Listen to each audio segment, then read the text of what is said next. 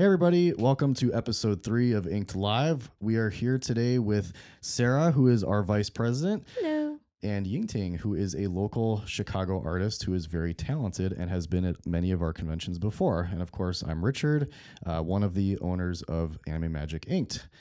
Today, we're going to talk to Yingting about her experience in the tattoo industry, anime in general, and then a little bit about tattoo culture. So let's get started. Thanks for being with us, Yingting. Thank you for having me. Of course, of course. So we're here actually in Amy Porter's studio. You've done some work here before. I know the last time I saw you was when we did an event here with Amy.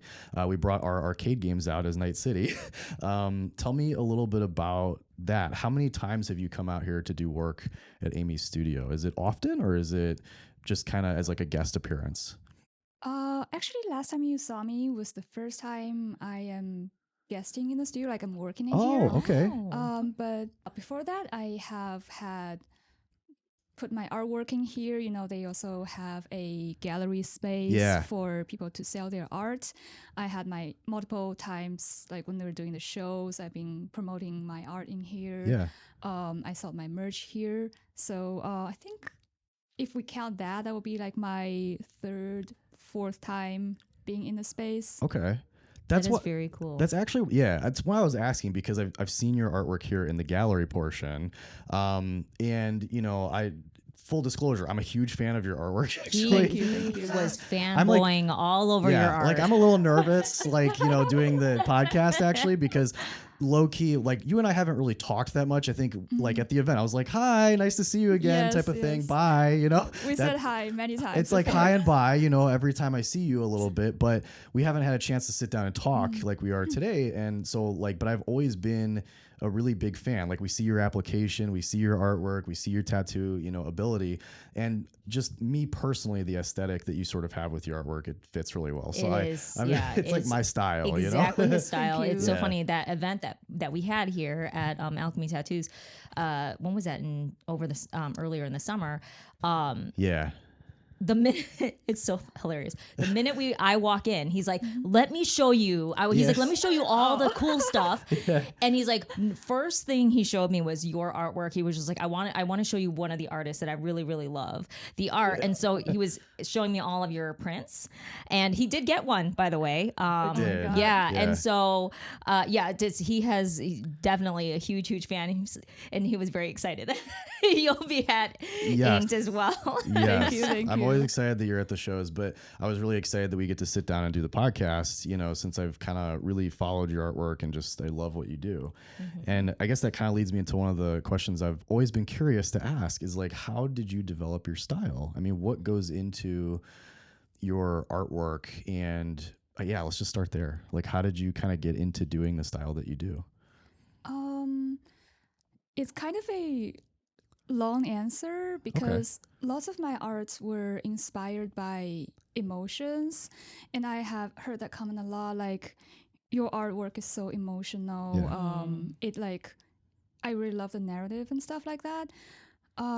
It really, for me, it's like I'm a big fan of J-horror. And how like you know, it's like very melancholic, very different from the typical, and I wouldn't say typical, like American Western. It is very different. No, I'm on the same page. You guys are about to start having a whole other side conversation, because Richard is a huge fan of J-horror as well. So the rest of the podcast is just going to be Japanese horror. Now it all makes sense, right? You know,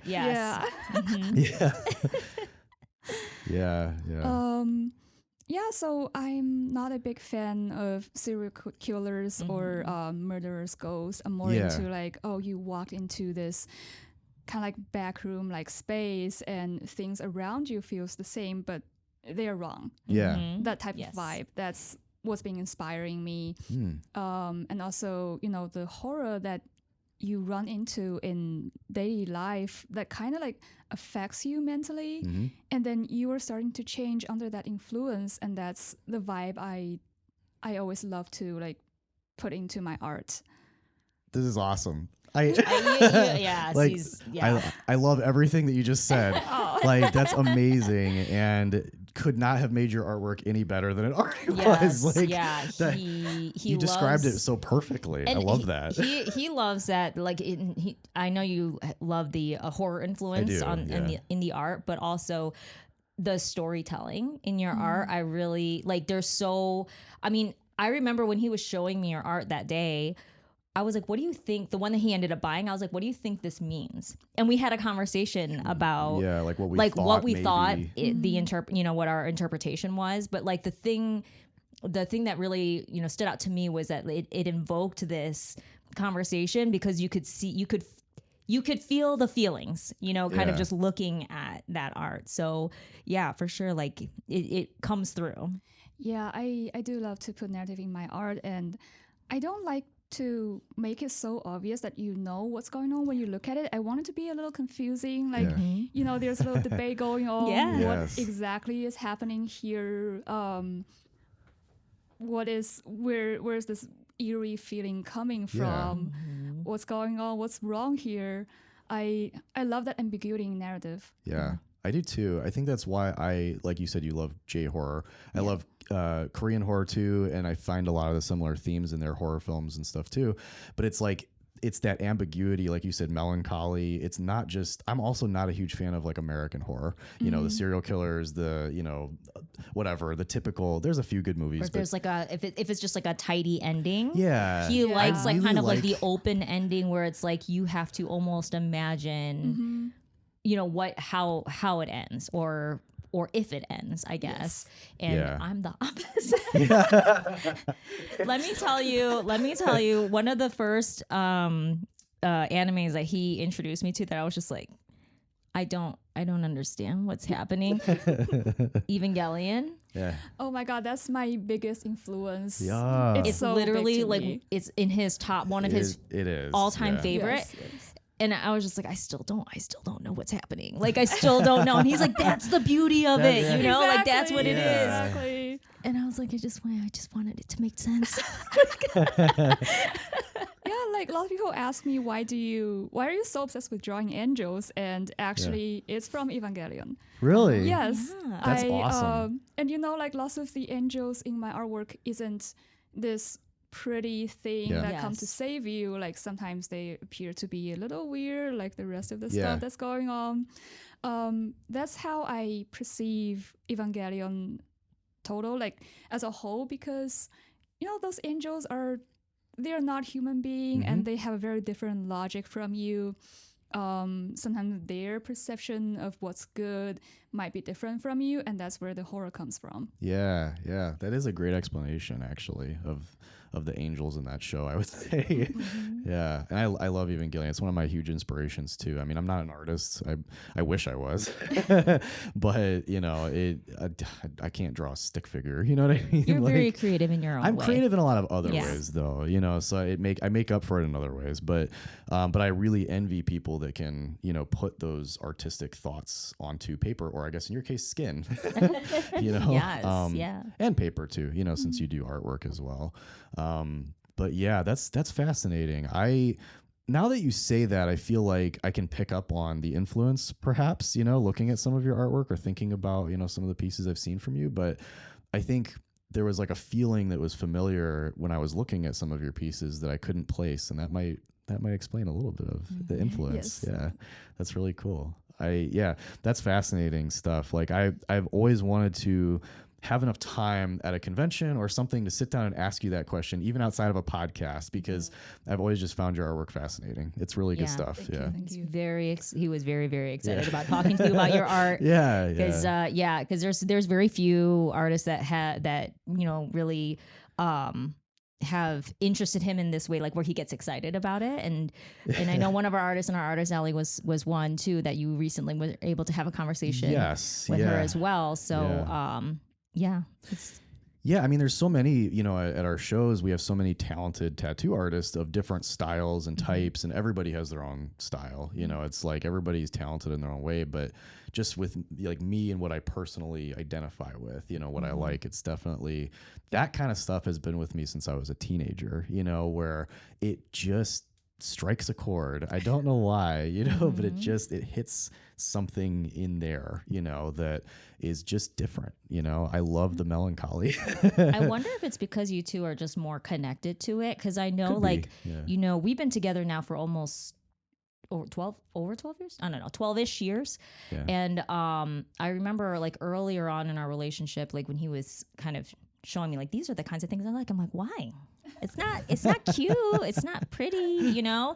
And I for a while I didn't understand. And then over time, I've really learned to appreciate, but I feel like, in order to appreciate, it was actually like a journey of becoming more, aware of my emotions, you know, and then I was able to appreciate this kind of art a lot more. Whereas like initially when I would see this kind of art, I was like, oh, you know, like, oh, it's a little kind of like scary, a little kind of like gives you that like kind of like, oh, it's kind of gross, you know.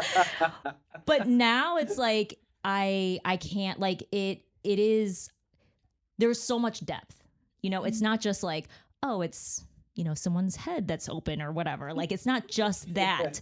There is, and I can see the stories. Whereas before I just saw the image. Yeah. So I think, you know, maybe that's what it, you know, I think that's probably part of it is like, you guys are both That could be, yeah. more aware.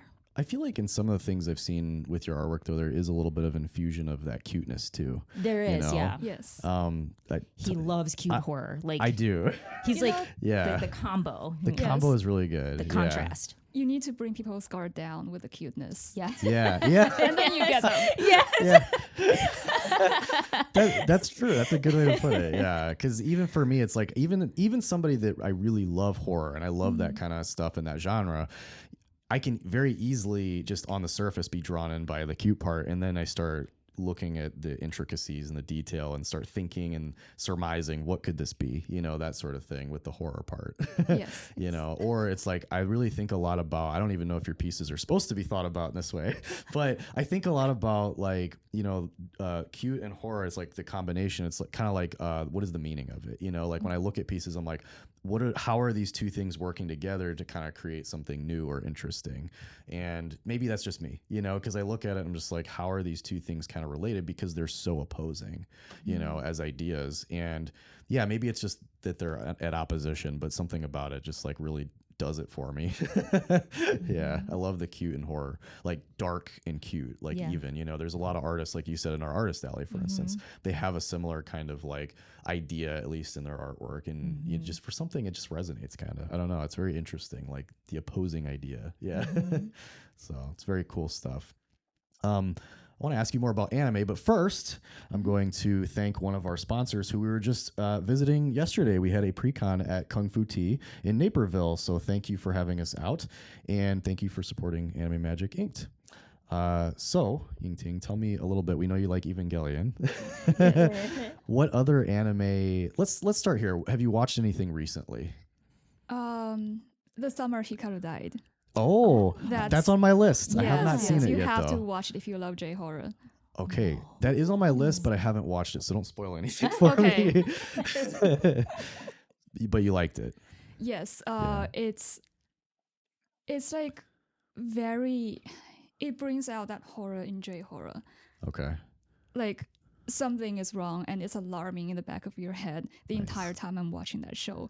And I think it also resonates with my art a little bit because it does have the yaoi boys love kind of storytelling going on that brings your guard down. Yeah. And you're like, oh, they're so cute, but then something's wrong. Something's very wrong in there. You're like, I can tell you're like, don't spoil it. Don't. Yeah, I'm trying so hard to not spoil How it do for I you. explain it without spoiling like, how do it? Yeah. That actually sounds really good. Definitely up my alley. I'm glad I put it on my list.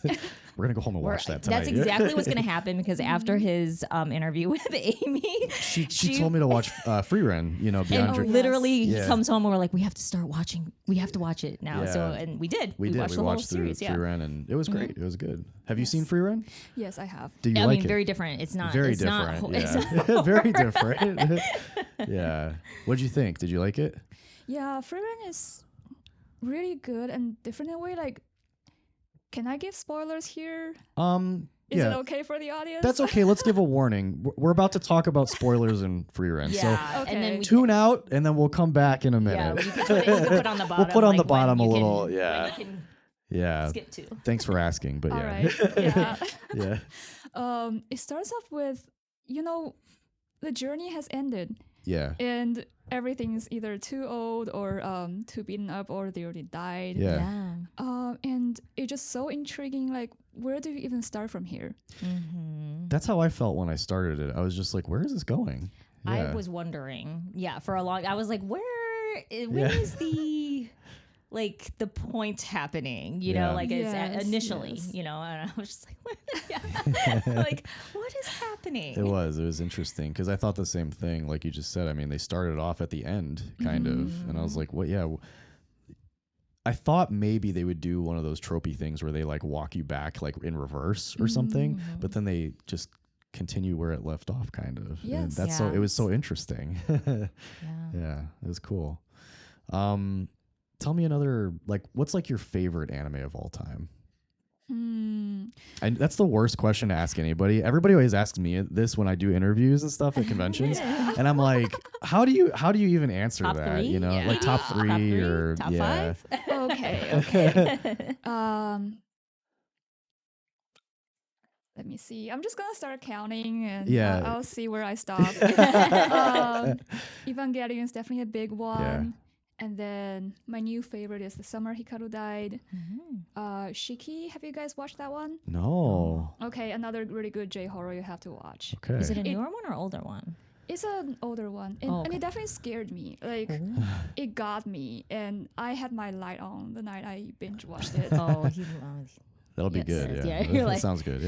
Yeah. and then he loves, and I get scared easily. So he's just like, I like turning the lights off because he loves the ambiance when I'm It scared. adds to my enjoyment. He 'cause likes she'll- when yeah. I'm scared, and Yeah. he's just like, because then it adds to hit, Yeah, you know, like she's it- like gasping. Like we played Resident Evil, the remakes and stuff, because I love those games, and I turn the lights down. I'm a and, like, scaredy cat, by the way. She'd be like, and I'm like, it just added to my. Yeah, he was just like, experience. it was, great. yeah. You're like, this is so enjoyable. And Yeah. I'm like, I am very scared. Yeah. So Shiki, Yes. interesting. Okay, is it on like Crunchyroll or? I don't know. I watched it when it just came out, and Okay. time Okay. has changed. Yeah, Yes, yeah. Everything's yes. always We're moving on streaming around. service Yeah. now. Yeah, yeah. You that might have makes to, sense. try to find it Yeah. somewhere. The other one I really like is When They Cry. When They Cry is a great classic, of course. Classic J horror. Yeah. That one also got me similar way as Shiki. I feel like Shiki definitely has more jump scare, and I didn't know anime could jump scare me like that. Yeah. I don't know if I've seen anime that has jump scares like that, actually. He doesn't get scared very easily, though. Yeah. So Yeah. Maybe that's why I like horror stuff is and psychological horror, is like I'm looking for something to actually bother me. So that you can feel something. Yeah, exactly. Yeah. I mean, a little bit, Yeah. Maybe we just cracked the code. This was a great therapy session. Thank you. Thank you both. Yeah. Podcast over. Yeah. No, I can move on with my life. No, I'm kidding. Interesting. Yeah. Yeah. A lot of those are on my list too. Either to watch, like we talked about, or favorites. Yeah. When they cry was a great, great classic. And, but I like a lot of other anime too. We've watched a whole bunch. My all-time favorite is Cowboy Bebop. I know that's like a super cliche, but I love it. I just think everything about it's kind of like a masterpiece. The way it was done, the music is phenomenal. he's also a hobby of his is music. So Yeah, he loves the yeah. music that's in it. I love the music that's in it. Yeah, It's yeah. very classic. It is. It's really great music. Music is a huge thing for me personally, like being a musician and all that. But it can really change the feel of a show completely. I think so. I'm really big into that. But I don't know. I'm trying to think like some of the stuff we've watched recently. Did you see Cyberpunk by any chance? Edge Runners? I did. Did you like it? I love the art style. The art style was really cool. Yeah, I wanted them to. Because it's in the world of Night City, I figured like they could make a million spinoffs. There could be a million stories of like any number of people, but I don't know if they're going to do that. I heard they were making a manga of Rebecca's story though. Oh. So I thought that might be fun because she was my favorite character. So Yeah, I heard they're making a new series too. I heard they were making a new series. I don't know much about it though. So yeah. Cool. Well, anime is always a hot topic. Tell me a little bit about so you do a lot of tattoos. Do you know, but a lot of them it seems like are in your sort of own art style, right? Yes. Do you do anime tattoos? Like if somebody comes in and says, "Hey, can I get a tattoo of Freerin?" You know? Yeah, like something do you that's do it, or is it like you only do it in your style? Like does it have to be, that kind of thing? That's kind of hard to answer. Yeah. Because I feel like anime, like there's just such a wide range of style that can be called anime style. Yeah. That's true. But the short answer is if someone comes to me like, hey, I want a Freerin tattoo, I would definitely do it. But I want to draw it. Yeah. Yes, like, I right. want to put narrative in it. And as you know, that's like one of my strengths, like put narrative into my design. So, yeah, I have actually done a lot of that. Have you? Yeah, like people come to me and can you do a spin of this my favorite anime character? And I would, even if something of an anime that I've never seen, I would definitely go do some research. I would want to know what's the background of the character, what are they like, what's their experience, what's the anime is about, and then I would put all these together into a design for them that's like one of a kind and special for them. That's really cool. That's what I was curious about is like I've met artists and talked to artists that they'll just, kind of carbon copy, for lack of better words. It's like, here's the picture I want, do the picture, that type of thing. But then I've talked to artists like yourself that it's like, it's more, I think a little bit about the process. Like you want to put your own, like you want to draw it yourself, put your own impression on it, that sort of thing, kind of your own style, and I respect that. I think that's really cool. Thank you. I mean, I would want, like, I'm just thinking like, as somebody who would receive the tattoo, like I would want it to be unique also, right? Like just to have, even if whether it's something that's like a piece of some that I identify with, or whatever, so that it's not just something that's like just lifted off of, right, like the manga or the anime. So like I think that's really, really, really cool that it's a custom piece, even if it is from a popular show. That's really cool. That is really cool. I maybe it's just people are different strokes for different folks type of thing. I feel the same way though. Like I have one tattoo. I plan on getting more, but for me, it's like there has to be some like meaning, or kind of narrative, to it for no matter what that meaning is, just something, kind of attached to it. So I think I would fall more, kind of in that category too. Yeah.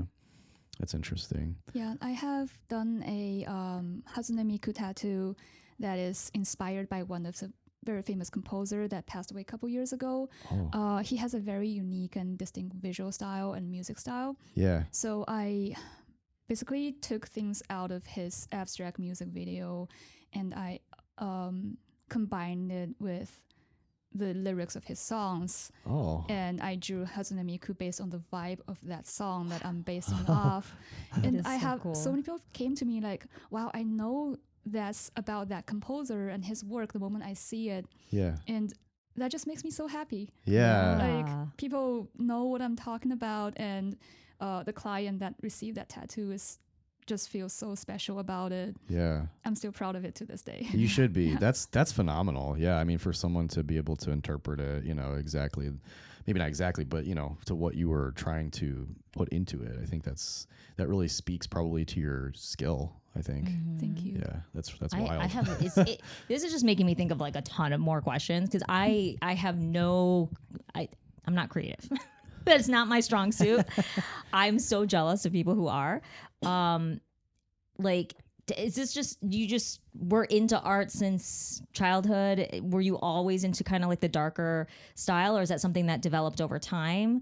When did you decide to like tattoo for the art? Was that something that you always wanted to do? Like, I have a ton of questions now. It's like as is keeps going.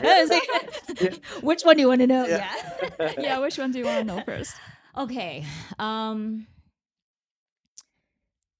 let's start with, okay, you love J-horror and you've loved that since childhood, or is that something you got into later?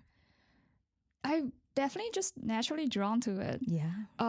So before censorship and all that going on, Yes. I was free roaming on the internet, and I just found stuff like that. And as a kid that was in elementary school, I was like, wow, this is actually really cool. I'm probably not supposed to be watching this, but I really like it. It's funny because I feel like my story with that sort of stuff is similar. Yeah. Just on the internet, I was a young teenager, 12, 13, that type of thing. And same thing. I'm just like, yeah, I'm not supposed to be looking at this, but it just kind of hit, strikes a chord. It was interesting. So, and then you were drawing also from a young age. Yes, the earliest memory of drawing I had was I was in kindergarten when I started drawing. Okay. Wow. Yeah, so you were very ingrained in Yes. in you. And was your family supportive of like the Oh, type? hell no. Okay, yeah. I had to ask, Asian families, Yes. so Oh my god. Having to. It started off with coloring book, and my family had no idea where that's going to lead to. They're like, Yeah. oh, she likes coloring, that's fine. But then next thing they know, I'm starting to spend lots of money on watercolor because we didn't have, like digital tablet back then. yes, yeah. I spent lots of money on watercolor and markers and pencils and pens. And then the next thing they know, I was awake at like 2 a.m. I would set an alarm. Yeah. After they went to sleep, I would be awake and just start drawing on my little tablet in the middle of the night. I got yelled at so many times. Aw. How about now? Are they still not I mean, thrilled about it? they have to accept it. Yeah. Yeah, right. It's yeah. too late. Yeah. I had to ask because my sister went through something similar with culinary school, and my mom, like my mom's first comment was, "You're gonna work at Red Lobster," and like my sister was like, "Why Red Lobster? Like why?" There's so many other Why, restaurants. yeah, it's like, why is that? She's like, you're just gonna work as like a line Oh chef my at Red God. Lobster, and my sister ended up doing much more with it, and she works in the food industry, and she's not, and not that there's anything wrong with working Yeah. at a restaurant, but that's just like, but that was mom's first thought, Oh right? my Instead God. of My dad says similar Yeah. things. He was like, if you do art, you're only gonna be famous after you're dead. And it's gonna be yeah, a miserable death right. to make you famous. And it's like, yeah, geez, that's Way to like bring the optimism, Dad. Right. Yeah. parents Yeah. sometimes, especially if they don't understand. Yeah, piece of yeah. it.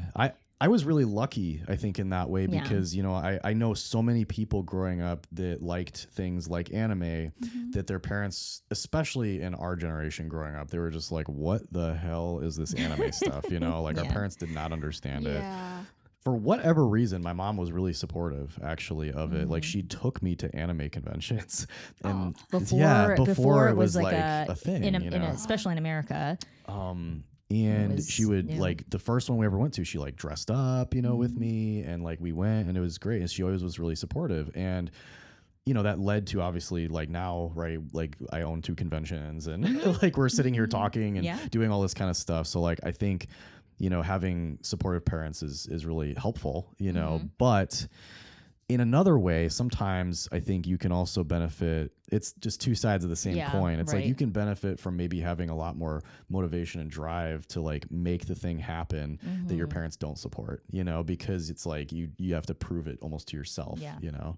Richard's a big fan of people telling him that he can't do something. Yeah, I am. The minute someone says, "Oh, you can't do that," or like that's not very possible, he's just like, "Okay." I love it. I love Watch people me. being like, Watch me. "You can't do that," and I'm just like, now that's my goal in life.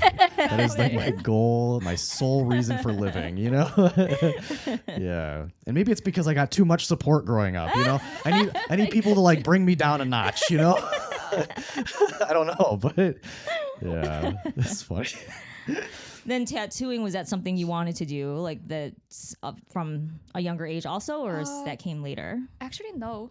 I never thought I would be a tattoo artist when I got into art. That was never in my head because I didn't know that I could use my own art as tattoos. Yeah. Because I grew up seeing tattoos as lots of, realism stuff. Yeah. And that wasn't my interest. Like, realism is cool, but I just don't think I can do it personally. Yeah. Yeah. And before I became a tattoo artist, I was doing conventions, like anime conventions full time. And there are so many people telling me like, oh, I really love your art. And that's like inspired me, like maybe I can start putting it into people's skin, put it on their body. But until today, I still have a little bit of imposter syndrome. Like, are you sure you want that on your skin? Are you high? Like, are you really sure? You know that tattoos are permanent, right? That's what my mom told me. After my first tattoo, she was just like, you realize, you know that's permanent, right? I'm like, no, I didn't know. I thought it was going to wash off. With them, be like, what? It is. What? They didn't tell me that. Yeah. Oh wow, yeah, that is really neat. I didn't realize that. So you were in Artist Alley. So you did Artist Alley with your art first before you did tattoos. Wow, yes, full time. Wow, very neat. That is interesting. So you got into tattooing. I guess, how did you get into the actual tattooing part? Did you do an apprenticeship or did you learn on your own? Yes, I did an apprenticeship. So what happened was another friend that I was doing Artist Alley with got into tattooing, and she came to me like, hey, actually, you know what, you can do this. You can do this to give it a try because I like your art too. And she hooked me up with one of the tattoo shops in Oak Park where I was living. Oh, okay. Yeah, and it all worked out. That's it really was cool. meant to be. How do you feel like, is it hard to translate? Like, you're an artist, I assume you did a lot of physical medium, like on paper, that sort of thing, or on a tablet, or both. But how does it translate? Like, was it hard to take that skill set over to a tattoo gun? Yeah, it was hard. Yeah. The biggest challenge for me was to realize that body doesn't have an edge like paper do. Yes. Yeah. So I can't just draw a whole thing realizing there's a border. So like, this is how I arrange my composition.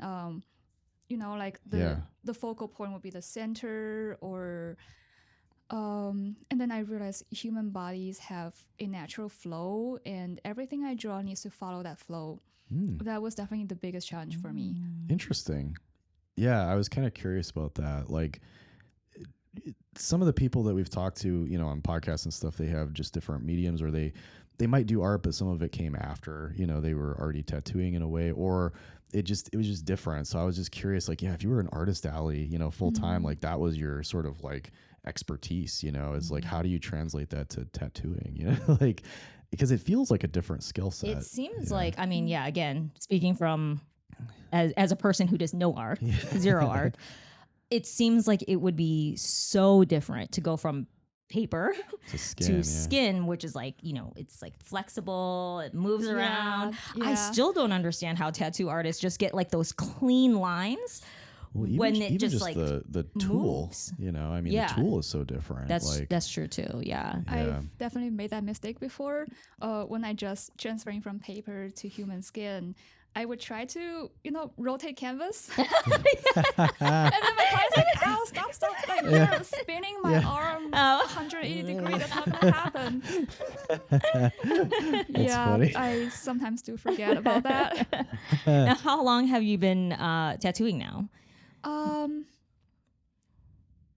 honestly can't remember. More than 2 years. I think I'm approaching my 3rd year. Really? Yeah. Wow. I'm still really young. I was like totally stalking your Instagram before coming here. Just like, I just wanted to be, fully like educated on your art. And I definitely would, I'm thinking like, this is like many years now, like, back in the day when I used to do Artist Alley and whatever. How long do apprenticeships take usually? Does that include your apprenticeship? The 3 years? Yeah. Wow. I would never have guessed. I wouldn't either. He's shocked right now. If you said like 13 years, I would have been like, yeah, okay, sure. Yeah, that sounds about right. Like, I am shocked. It's only, like going on 3 years. I can't. I would imagine that. Wow. I mean, again, don't know like the industry, but I would imagine that the level that you're at seems beyond? No, I feel like I still have a lot to learn, and I'm sure. I mean, I'm sure There's always something. There's to always learn, something to but, learn, right? Yeah, but I'm blown away. Yeah. Like that's fantastic for the like Yeah. I would have never ever guessed. Yeah, that is crazy. Yeah. That is crazy. Yeah. Your artwork is so detailed and clean, you know, and Thank you. like yeah, I mean, I'll just leave it at that. I think I would have expected. I thought you'd say at least like 7-8 years or something. Like, Yeah. yeah. So I'm Now excited I don't know to what to see talk now, about. like you know, like how you'll grow, you know, like from here on Yeah. out. Like if you're just getting started and this is, you know, these are your products now, like I can only imagine that it's going to evolve a lot then. Yeah, where will you be So, in 10 years? yeah. You know? Yeah. Yeah. Very neat. Probably up on a stage winning some big award. Yeah, no kidding. Do you compete now? sometimes, I mean, last year in Anime Magic Inc., I think I won Tattoo of the Day Yeah. Friday last time. So I think it That's was awesome. Friday. Yeah. Yeah, I It is awesome. remember. It was a last minute thought, like, because we finished the tattoo before the show like cut off, and I was like, okay, I'll give you like $10, was it? Yeah. Can you yeah. like go sign yourself up? And he said yes. And I was just there tattooing my next client, and then my last client walked over with bunch of people and they were just like walking, they're coming at me, and I was like, oh shit, am I in trouble? Like, did I do something not supposed to do? That was your first thought. Yeah. We're here to escort you out. Yeah, you're gonna have to leave, man. Yeah. No, but you found out you won. Yeah, that's Yeah. yeah. I remember. Wow. Yeah. What was the prize for Tattoo of the Day that we did last year? Was it a skateboard? Did we do the Yes, skateboard? yes. Yeah, I was gonna say it was Nice. a skateboard, right? Skateboard decks. Yeah, that's cool. Yeah, those are cool. Those were fun. We have some other really cool prizes planned for this year that are sort of new and unique for the tattoo contest. Like we partnered with one of our other sponsors, Electrum, and they're providing a lot of cool, prizes and things. But then we're partnering with another one of our guests at the convention. Actually, I don't know if you've heard of him. His name's Hori Fong. Hori Fong. He, I believe, owns Tattoo Union in Chicago, the Yes. studio, and so he is partnering with us to do some special prizes. But I'm gonna save that for the show as a surprise, especially since you'll probably win one. Well, that's it. Now that you mention that, though, I think that's another reason why I just assumed you have been in the industry for a while, because you also own your own studio, right? So like so I just I figured like, oh, owners Yeah, are people who I've been doing have it been longer. doing it for a while. Yeah. Yeah. So that's awesome. That's just awesome. That is super cool. Yeah. So, your journey in tattooing sounds incredibly interesting. Yeah. It's wild to learn, that you came from an artist background. How long did you do Artist Alley full time? I started after COVID. Okay. I don't remember. Do you remember which year was that? 20. I want to say like 20. A lot of cons after COVID came back in 2021. I know like Okay. ours 21 or ours 22. did. But some Yeah. of them didn't come back until 22. Mhm. So, what was your first con back after COVID? If you remember.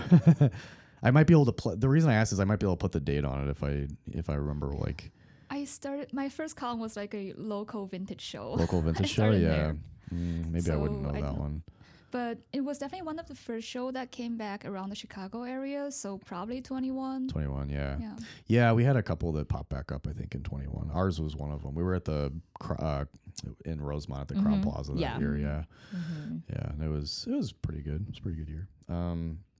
Interesting. Well, so do you still do Artist Alley stuff outside of tattooing? Like, do you attend conventions still just as an artist without tattooing, or is it just exclusively all tattoos pretty much from here on out? So I do a little bit of both. If Yeah. there's a tattoo alley in the convention, Yeah. they're starting to do that more and more, especially in Yeah. anime conventions. I would definitely apply for tattoo alley Mm-hmm. first. That's my priority. But if not, I still apply to lots of shows as an artist, Yeah. like to sell my art and to promote myself and connect myself with people. Like, because I feel like when I'm tattooing and not selling my art, it's kind of hard to connect with my Yeah. clients and to talk to them about, hey, what ideas do you have? Would you like to like see my portfolio and have a little conversation about it? Because Yeah. I'll just be sitting down there and tattooing. Yeah, that makes sense. I've always wondered that when people are tattooing, it's like, how do you, there's so much focus that goes into it. It's like, Yeah, how do you have a right. conversation? You know, Yeah. I wouldn't Yeah, be you able can't to do be it. like looking and like talking to somebody while Yeah. Yeah. tattooing. Yeah. Then was- are you able to sell your art though during at your tattoo booth? Like if you're tattooing then? Yes, Okay. yes. That's good. I mean like at other shows. I mean I know we can't at our show, but I wasn't sure. Right. Yes. Other shows have different rules. Yeah. It just depends on the show, of course. Yeah. But yeah, that's interesting. Tell me, I think we're probably almost close to done, but I'm curious, have you noticed any trends in the past couple of years, just in anime tattooing or just tattooing in general that you feel like is, I guess, just interesting even? Notable. Or notable, you know? Like, is there Yeah. anything that you Or feel... surprising maybe, I guess. Or surprise, just anything, any kind of emotion. Yeah. Trending emotions. Trending emotions. Yeah, that's where we're at, you know?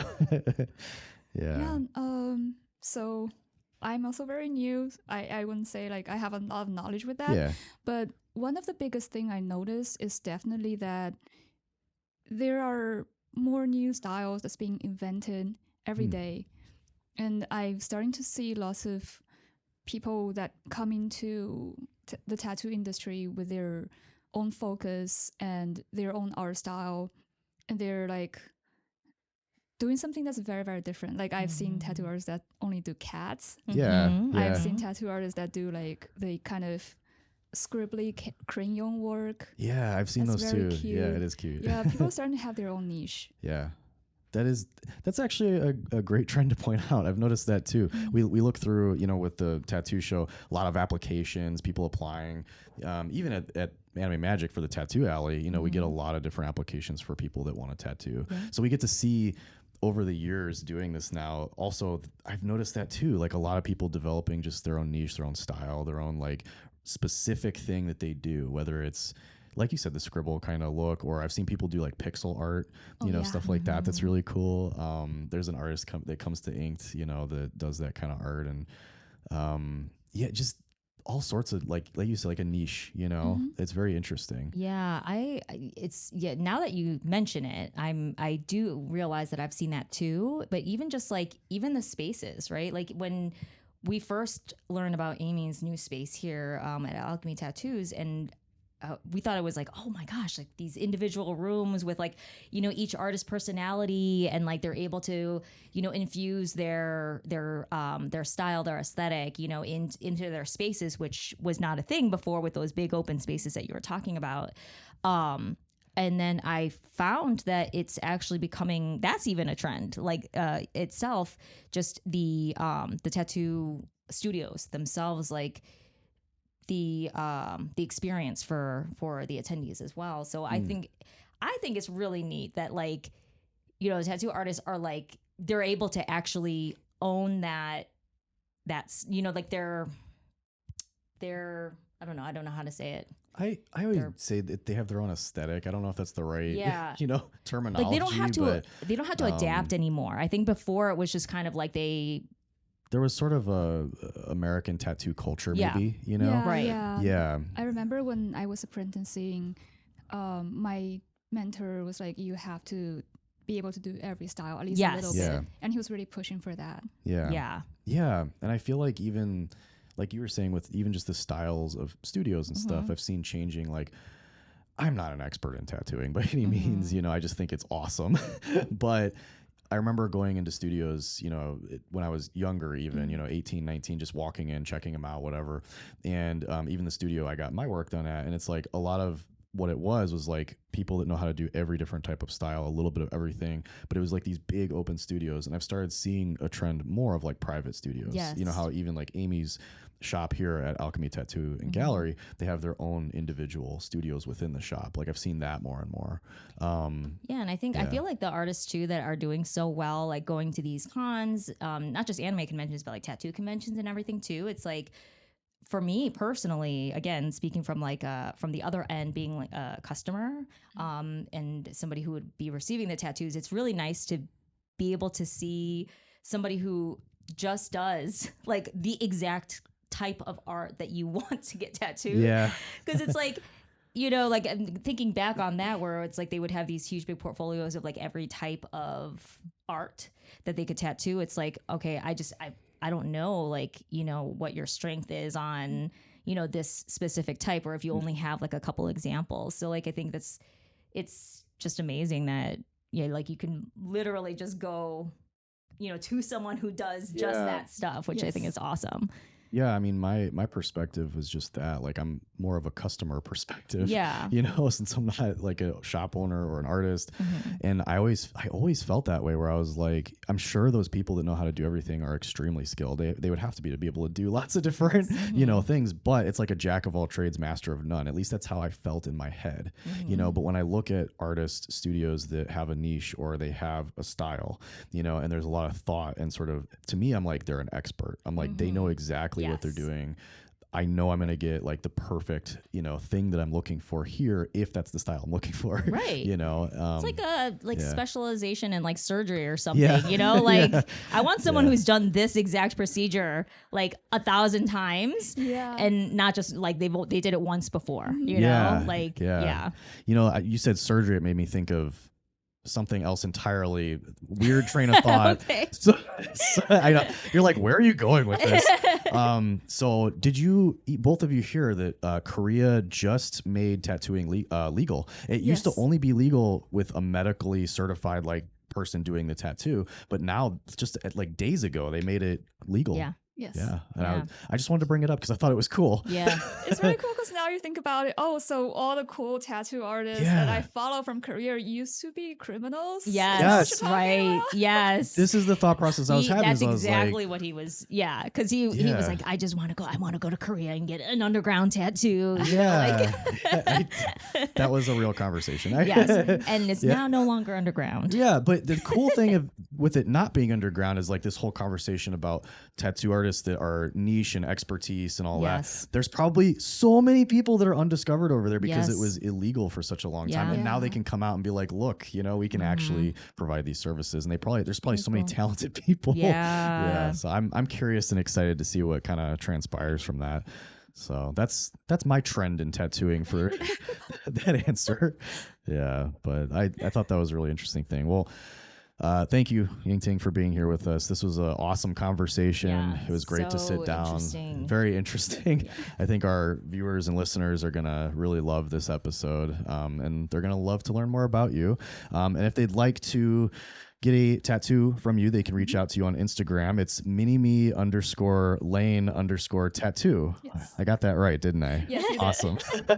So please go follow Minime Lane Tattoo or Yingting. And you can reach out, get a tattoo, schedule a time. And you can also find Yingting with a pop-up shop at Anime Magic Inked this November from the 21st to 23rd. I'm so excited. Yeah, we are too.